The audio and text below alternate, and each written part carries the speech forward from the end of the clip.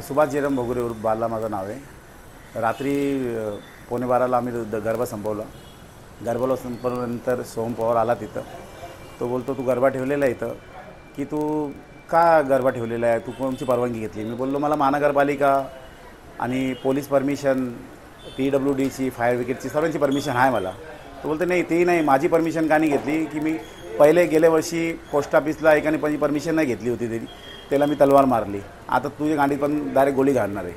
असं बोलून मी त्याला बोललो की बाबा, एक 8 दिवसचा कार्यक्रम झाले आहे, तो एक काम कर, तू उद्याचा दिवस पण जाऊ दे, परवा दिवशी मी देवी घेऊन जाऊन विसर्जन करून घ्या। बोलतो, नाही, आजची आज व्हायला पाहिजे आणि उद्यापासून गरबा चालायला पाहिजे नाही। तर मी बोललो की ठीक आहे, थोडा बोलूया। नाही बोलतो, बोलूया नाही, निघ इथून आणि बंद कर बोलतो। तर मी त्याला बोललो की नाही, एक दिवस थांब।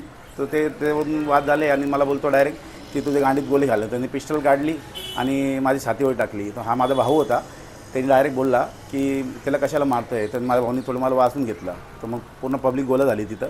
गोळा झाल्यानंतर लोकांनी थोडं वावा केली, तर थोडं बाहेर निघून गेला। मग त्यांनी हवेमध्ये 2 फायरिंग केली त्यांनी।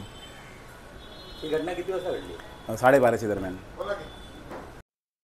काल रात्री 12:30च्या नंतर गरबा संपल्यानंतर वंजारी विकास परिषद येथे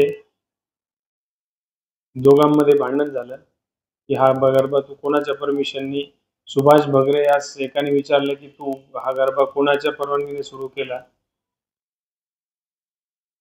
आणि वादावादी होऊन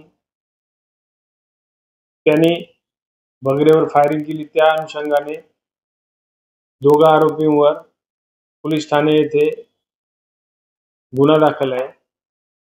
त्यात एक आरोपी ताब्यात घेतलेला आहे आणि एक आरोपीचा शोध सुरू आहे, तपास चालू आहे। तर आरोपीचा ट्रॅक रेकॉर्ड आहे? आरोपीवर याच्या अगोदर 7 गुन्हे दाखल आहेत।